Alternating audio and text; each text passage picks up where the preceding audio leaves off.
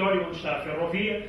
Em primeiro lugar, gostava de lhe perguntar se é necessário encontrar um novo paradigma no setor, uma vez que o crescimento do transporte público não pode ser mais sustentado à custa dos orçamentos públicos. Nem dos orçamentos públicos, mas também não pode ser sustentado com revisões de preços extraordinários para lá da inflação, porque isso também tem um limite, sobretudo neste momento de constrangimento orçamental, seja do Estado, seja também das famílias. Nós temos de encontrar respostas dentro das propostas que já foram efetuadas. Hoje, esta iniciativa é outra boa iniciativa no sentido de termos mais propostas, um debate mais aprofundado sobre alternativas como parte da contribuição do serviço rodoviário a suportar o custo do transporte público, ou então uma parte do IMI municipal nas zonas que são servidas de novo por transporte público, poder servir para financiar esse mesmo transporte, o estacionamento, as portagens na entrada das cidades. Tudo isso tem sido medidas propostas pelos municípios, mas de forma relativamente desgarrada, porque não há um debate organizado sobre estas alternativas. É das externalidades positivas que o transporte público também gera às populações que deve ser encontrada esta alteração de paradigma, como muito bem dizia, ou financiamento através do Orçamento de Estado ou através da bilhética. Mas que tipo de estratégias podem ser implementadas em Portugal a esse nível? Todas aquelas que eu acabei de referir, sejam combinadas, seja de acordo com uma ou outra realidade que exista nas cidades ou nas áreas metropolitanas. Eu julgo que é mais simples nas comunidades intermunicipais, porque estão a começar muitas vezes do zero, planear adequadamente a oferta. E aí o nível de subsidiação deve provavelmente ser relativamente baixo. A necessidade de subsidiação, seja por entidades públicas, seja de externalidades, deve ser relativamente baixa, porque é possível adequar a oferta à real procura, ir aumentando em função da atratividade. Portanto, desenhando do zero é mais simples. Os sistemas que já existem, nomeadamente nas áreas metropolitanas, são a maior dificuldade, porque, como eu dizia, ali dentro tem um lastro histórico que não é despiciando. Houve muito dinheiro gasto em infraestruturas.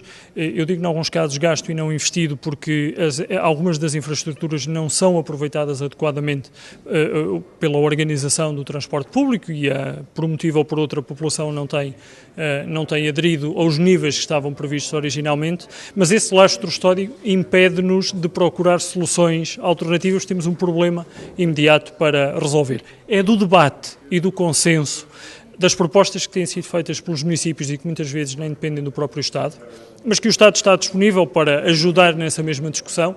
É desse conjunto de ideias e da sua discussão aprofundada, dos processos, por exemplo, de consulta aos interessados que o Governo pretende lançar para as concessões nas áreas metropolitanas. Eu julgo que é dessa informação recolhida, do seu tratamento e de uma resposta que garanta aos operadores, por um lado, retorno sobre o investimento e, por outro lado, visibilidade sobre as regras no presente e no futuro próximo. É dessa forma que eu julgo que nós conseguiremos garantir um sistema mais sustentável do que aquilo que é hoje. Esse foi um tema que foi bastante debatido durante o dia.